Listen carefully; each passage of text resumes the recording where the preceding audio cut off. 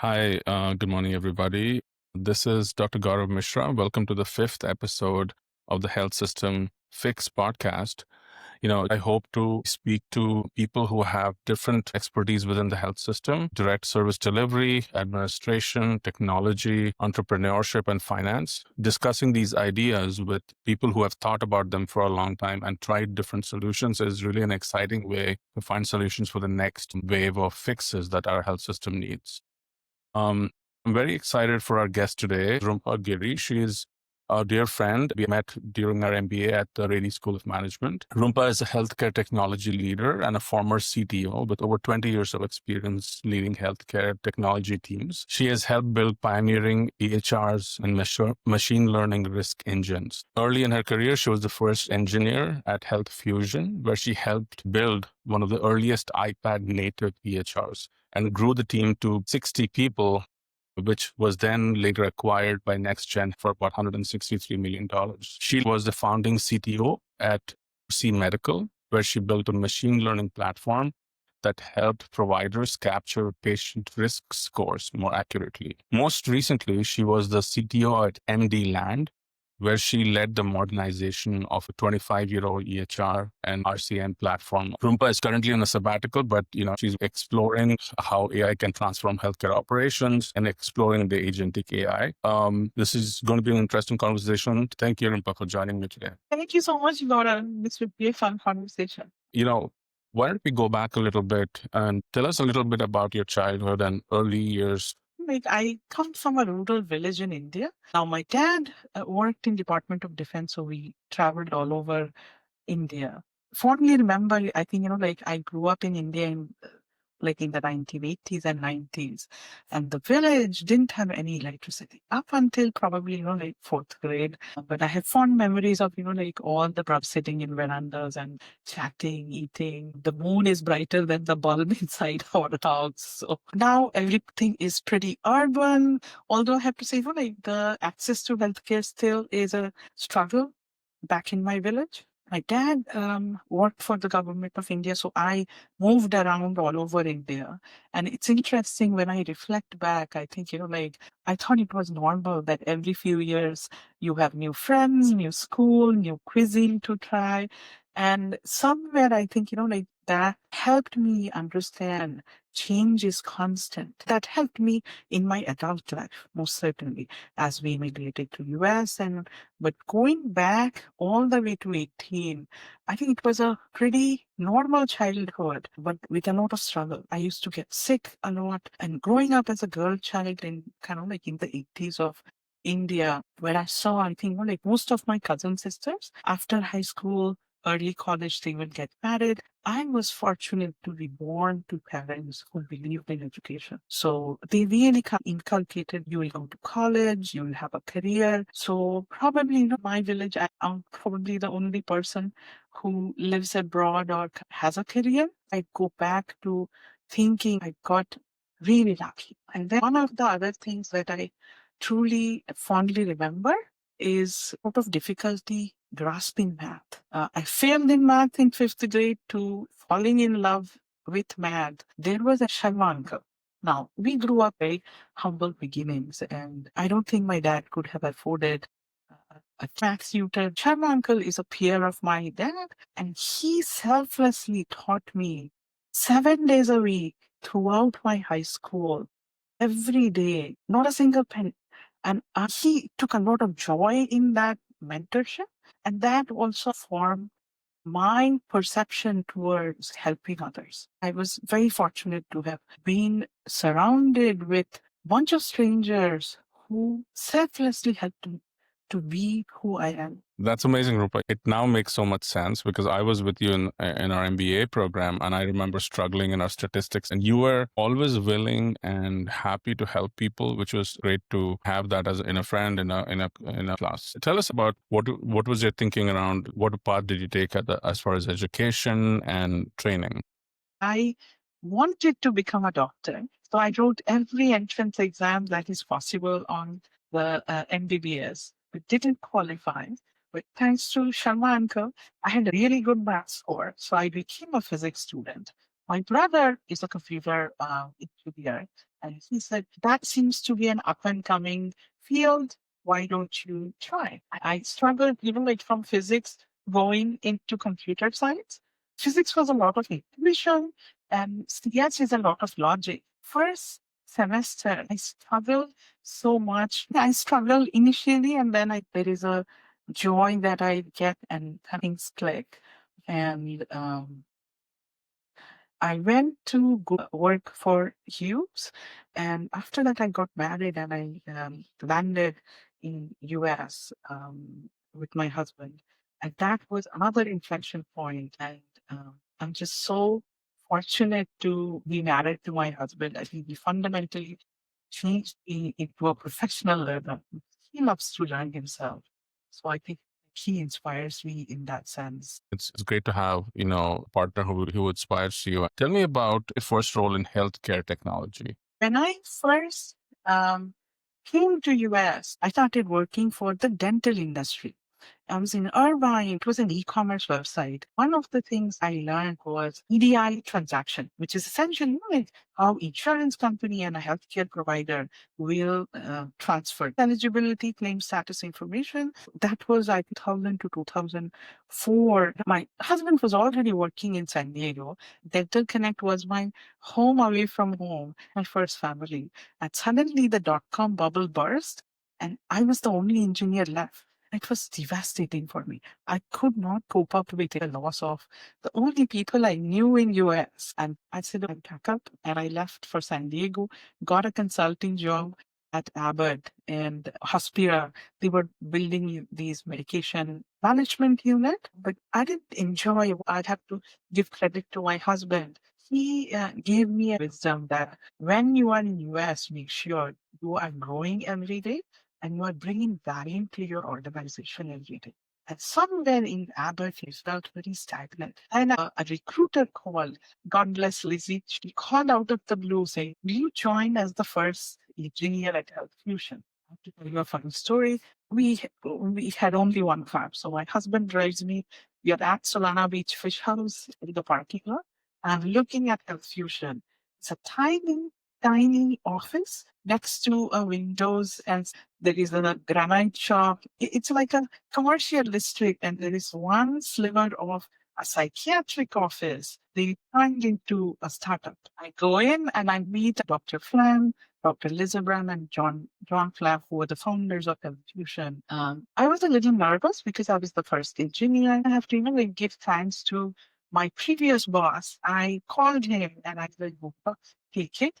Even if you fail, we learn so much." 2004 all the way to 2020, between the two startups, I worked with Dr. Flan, and he was such a visionary. He built such good platforms. And that was my round to one ambulatory healthcare space up close. And he was a physician. So he had an acute sense and empathy towards, is this helpful to the physician? Is it saving time? Is it making them efficient? So I got to see from the ground floor all the way to acquisition, everything that was built. So I think I'm just so grateful for that opportunity. I was curious about the work in the technology space, and let's say a technologist, or an engineer or a physicist who's working in that space. If they're working in a large technology firm, which does, let's say, their coding for Uber or some other product, versus if they're working in the healthcare technology space, is there a difference in how you feel about that work, how you experience that work? That's a very good question. And I can tell from a personal angle, I think healthcare, it's important for that engineer to have extreme empathy. And it's not a 9 to 5 job. Imagine, a mom at 1 a.m. at CVS, e-prescription system goes down, and you call up the engineer and engineer says, I'll get to it 9 o'clock. So when an engineer thinks that to join healthcare, they have to self-select. It is a calling and I have a responsibility. And I tell that to most of my engineers that if you want to sleep at night, do good work. Create quality software so no one calls you at 1 a.m. because it's life and death situation, you have an extreme sense of responsibility that my work matters. It is going to impact somebody very much. It's also like a load of satisfaction. And I'll tell you a story. I had a foot injury and I went to a podiatrist on the Scripps building by Qualcomm. And I get a statement and I see, like it looks very familiar. It almost looks like the statement I built. The next day, like when my appointment comes, I peek in and see, what are you using? And I see, they're using Health Fusion. And they said, like, okay, I work there. Oh my God. They were like so happy. I gave them tips. You get to see how the software is getting used. Happy, they're satisfied. And that for an engineer, that's a lot of satisfaction. You never get to see the immediate impact of your own work making such a difference in efficiency. So I think it gives you a lot of joy.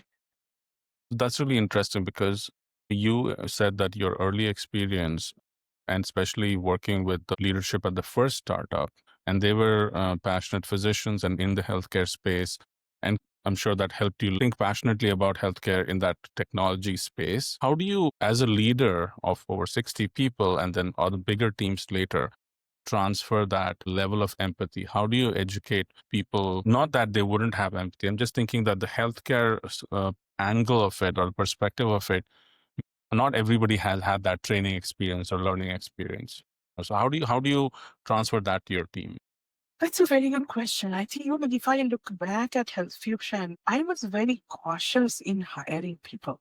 I went through so many interviews. People had to deeply care about the work output that I have.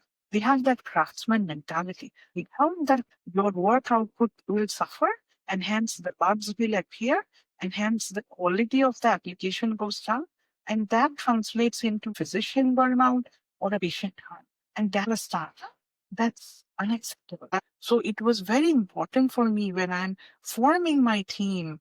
I had people who cared about their own career. They were internally motivated. They were okay if I call them at night. They're picking up the phone and not, like having an attitude. Why did you call me at 9 p.m.? If I am in trouble and you are the only one who can save me, you better pick up my phone. So I think it's very important to have team members who could empathize that I'm not teasing them or being um, difficult. I have a very high standard of how the software should be built, and you believe in them. All of that quality benchmark comes with extra work, and you have to be willing to do that. That is a self-selection. So that probably comes from the fact that I'm always passionate about building things. So it was very important for me to, like hire people who were independent and very good critical thinkers. So I have a lot of time to think around all of the technological advances. That helps a lot because this is not trying to single out people in like healthcare technology, even in the direct healthcare delivery space. Once you look at leaders who are not always in touch with what the patient is experiencing or the front line is experiencing, we cannot think about problems as just math. I think there has to be a very significant layer of empathy around not just the user experience, but what is it being used for? That is really important for the team to know and learn, and to have a leader who values that. Like I'm very grateful for my experience speaking with a lot of large healthcare organizations. And that gives you a lot of perspective. And that communication of the engineer talking to the actual user is very important. So I think like the users and the builders, they should sit right next to each other. And there's also that each of them have to have a little understanding of what the other person is doing, like to even ask the right questions. Like it takes a long time to build that intuition. I'm unfortunate and I don't like I'm happy that I stuck around in healthcare. A decade into software engineering, I realized that context is very important for building the right application. And it's not about the syntax. It's about, are you even building the right test cases? That needs a lot of domain intuition. And that takes a long time. I'm doing an AI in healthcare course right now, and I actually asked you about which one to do. And I'm realizing A lot of the initial solutions I'm seeing from AI are very simple solutions, which can be a lot of times that can be done by a simple Google search if you know what you're looking for. But the problems in healthcare are very complex problems, very complex and very localized problems. If you study a population in La Jolla in San Diego, and you study a population near the border, the input you get from those different populations and data is so different. So Right. a model which is just built and, let's say, focused on La Jolla or San Isidro cannot serve the other very well. AI and healthcare is a giant topic. So, so anything that to you is exciting. I'm still at the infancy of learning all of this. And that's why I intentionally took the sabbatical, because I think, at MDLand, just got so busy. What I realized is, I don't think I would learn a lot on one Medium blog, one podcast, one YouTube. It would need time and depth to see these array of tools, whether it's LLM, RAG, agentic AI, all of these tool sets that are floating in the ether. You really need to spend time staring at them, staring at the problem. At this stage in life, I think, to me, it matters that it has value. Right? It's not about the sexiness of the product has AI, but it's a black box and you are explaining with 50 million slides, what is the value proposition? The customer did not get it. That's not a good product.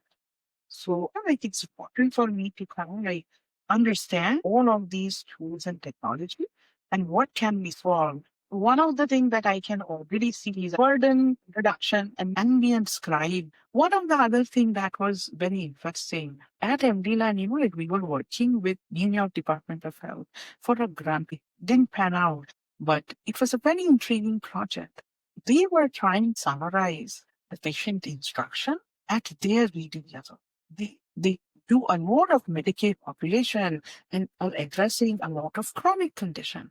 And I had the self-realization of when we are building products, we don't look who is the audience. You better understand what is in there for a long-term good outcome for a chronic condition, medication adherence, lifestyle changes, all of that matters. Now, if the person's comprehension level is at 6th grade level and you are sharing a PDF with 7 pages, what is the likelihood he got it? So they had a really good project and we did a lot of progress on how to summarize what is the patient instruction at their reading level.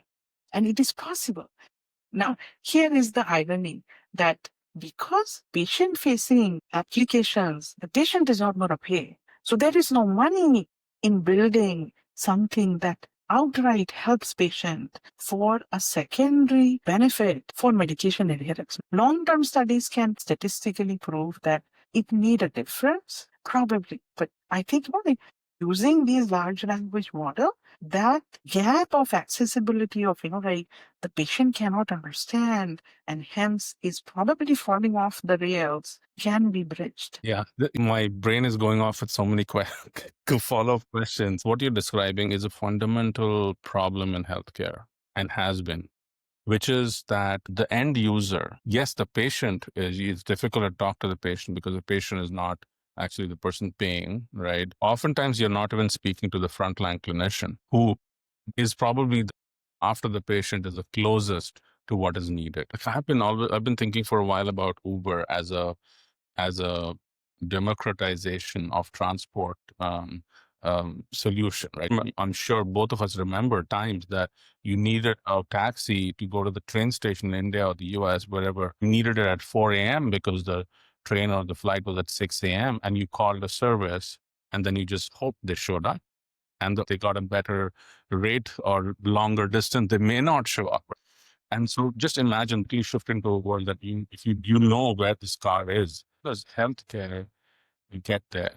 Yeah, I think that's a very good question. I don't think I have a valid answer. Healthcare is it's a three-way angle.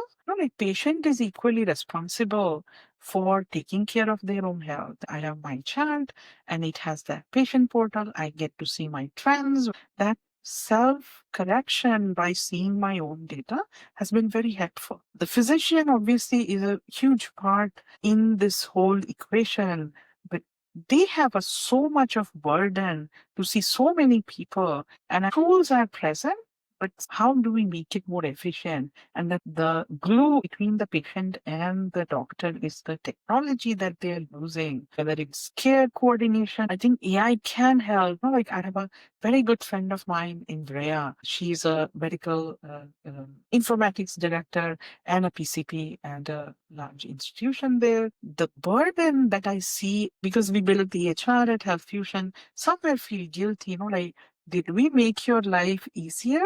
On how much work she incurred after EHR arrived. I would be curious to know, Gaurav, how do you feel introduction of EHR made your life better or worse? So I think so there are two parts of that. One is EHR is better than writing on paper. Yes. So there is no question about that.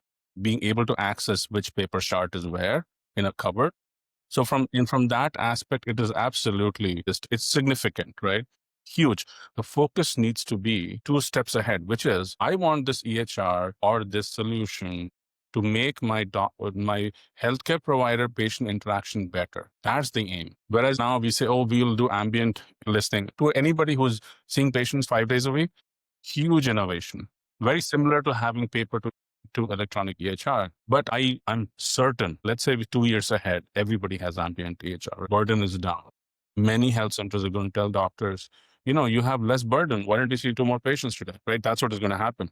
So the focus of let's use this opportunity to improve the doctor-patient interaction, improve the completeness of a visit with a doctor. I know PCPs have to tell the patient sometimes, I'll talk about knee pain next time. Right? There's an actual thing people have to say because they have 5, 7, 10 minutes at most. So can we use this opportunity to actually make that interaction better? Rick Topol's book, which I also mentioned before, he has a book, Deep Medicine. One thing that sticks with me is AI should make us be better at being humans. But that's the goal. That is just going to make that when you go to see a doctor, do you feel listened to? Do you feel heard? And they are very well supported. Satisfaction from professional life, right? And I'm just figuring this out for myself in the last few months. And now, beyond a certain point, no title, position, or money necessarily will give you that satisfaction. And sometimes I'm doing these things which are very exciting professionally, but I'm just thinking, why is this not as exciting as maybe 5, 7 years ago? I did the similar things and it was why is it not exciting? And you hit upon it, like it has to have impact. Some of my, like early leadership lessons, I had that was a lot of self-reflection. Because I think confusion was my, like training ground of me becoming from an individual contributor to a leader. But no one teaches you how to deal with human beings. Here it is, suddenly I have to lead a team. I don't know how to interpret human beings. So I'm kind of wandering left and right. I was a bank manager. Thankfully, around the same time, I also became a mom. And I think being a parent taught me fairness, kindness, patience. At the same time, God bless Andrew Yang for creating Coursera. So I took a course on motivation and inspiration from University of Michigan. And then let me figure out, like how do you motivate your team? And I video in that course, I still remember famous study of monkeys where, like they experimented with two capuchin monkeys in both the cages and they are giving, like one cucumber, then a grape, and then the other monkey is watching what he's getting and he throws it back at you the moment it differs. That course had a huge impact on me understanding human motivation, what inspires them. Then I started reading a lot of books on philosophy, became a student of Stoic philosophy, and then I landed at Ready, which was, like really good. As an engineer, it was a journey for myself to understand how to make it work. I struggled myself in terms of should I be coding and not helping others, or I am the manager of these people? They depend on me. Direction, clarity of the problem. It took me time to like figure it out. Once you get that spark, you can scale to help them self-actualize what they can become.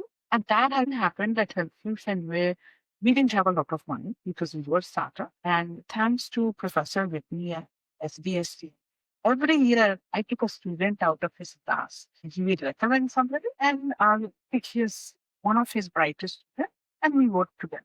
So over the course of like 7 years, I'll pick each of these students and we work together. And it gives you so much joy to see like where they are right now. That's pretty addictive. Like to have that influence, to help them realize what you can potentially become. That's amazing that you take on a student and can work with them, coach them, but also obviously they're helping you through your problem. It's mutually beneficial. Like you get to I get to pay it forward. I had good mentors all in all. It's important for them to feel it's okay to ask silly question. And healthcare, like, it's very complicated. It's one thing to know a programming language, is another thing to like, why does healthcare works this way? Because some of the things are so counterintuitive.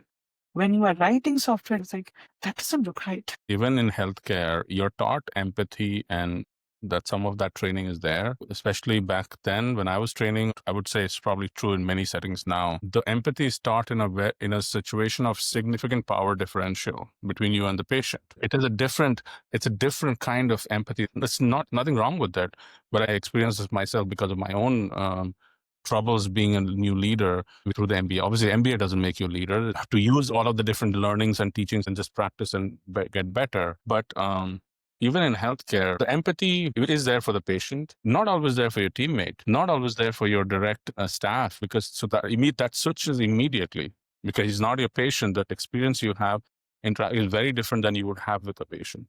So even healthcare leaders, it's critical that they're investing in their education and learning as far as they want to be good leaders. Yeah. I want to talk about the revenue cycle management. Prevention is better than cure. Talking to a lot of people and trying to understand, like software development has this shift left mentality where quality probably like comes from the Deming's principle that you can't create quality after the fact. You have to think about quality when you are building the application. Quality assurance team cannot do it. The product person cannot do it. It is the engineer who is coding has to have that extreme sense of, I understand my problem definition and I can code to the specification. Right? Applying that same Deming's principle to revenue cycle, to me, it feels like when I'm at the point of claim creation, how do I prevent the claim from not even entering the adjudication system, having so many holes? Because to me, it feels like, like the administrative burden is created in that loophole of it got denied, I have to write appeals, this is missing, that is missing. Why I cannot figure it out at the point of creation. And I would be very interested to hear, why do you think we are missing it? Big picture, why this is being missed is on healthcare. Repeatedly, we are trying to solve complex problems very simply. We think it's just this one problem. As you said, you have to think about quality when you're coding, even in clinical operations. Oh, when the patient comes in, let's do this first. Even that kind of a simple thing, which seems, oh, this is mechanical, this is direct. Even there, you need to think 5 steps ahead and 5 steps behind.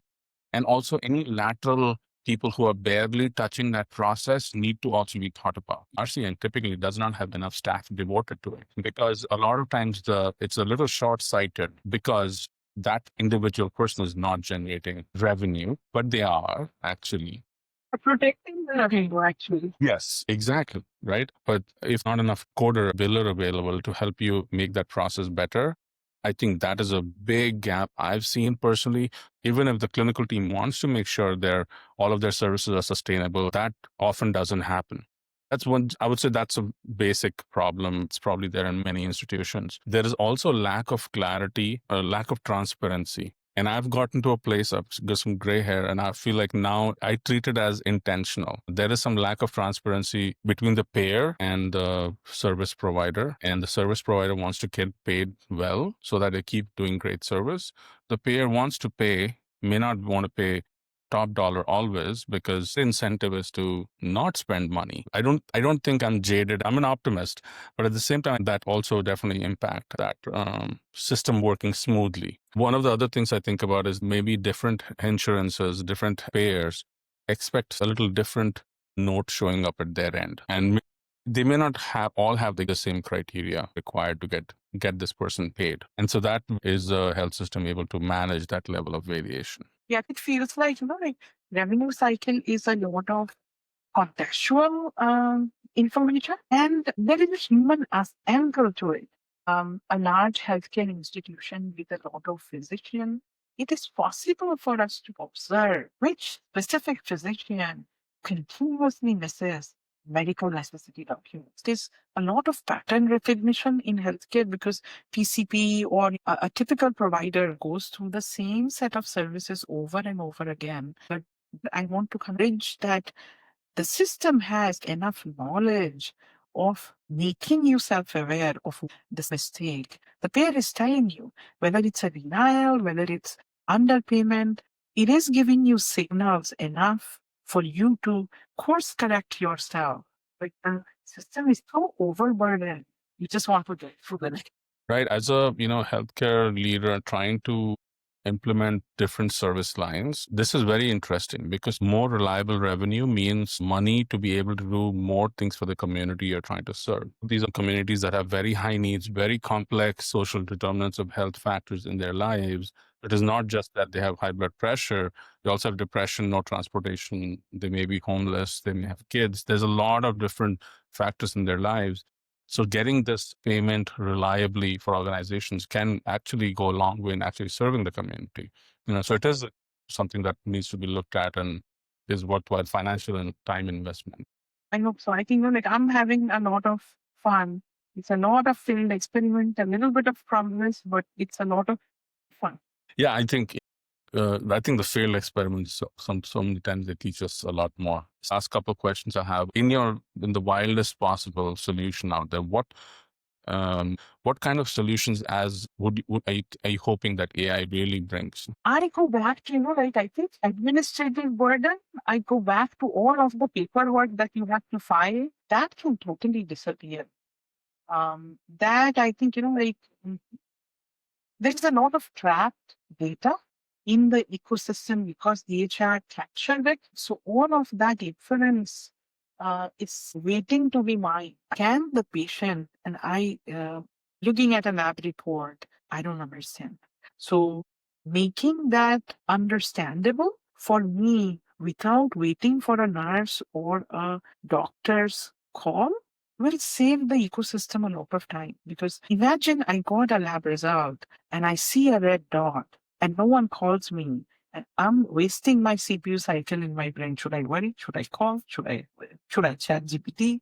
So somewhere there is a lot of impact of these large language models on interpretation that is routine. And the edge cases are for human beings, but the routine cases, can they make it easy for me to digest and call it a day? I don't need your attention. You go help the dying patient. I don't need you, but I still need some help in understanding my results. I'll tell you, as a physician or a healthcare leader, it gives me a lot of comfort knowing that somebody like you is a leader in the healthcare technology space. That level of empathy, it has to be learned and taught. I do hope that you keep doing that as a role of mentoring other people who are in the space. But it is important to spend some time on actually developing that level of empathy or understanding. It's kind of a deeper work that you're doing in many ways. I think this has been a very exciting conversation. Rumpa, you are obviously one of the smartest people I know. You actually helped me with my homework too. I also enjoyed how you are very thoughtfully thinking about these solutions from beyond technology. Hopefully you enjoy some of your sabbatical. Wishing you well on that, and we'll talk again soon. Thank you so much, Gaurav. Your questions were very thoughtful, and I truly enjoyed reminiscing my career and all the way from childhood. Thank you. Thanks so much. Bye bye.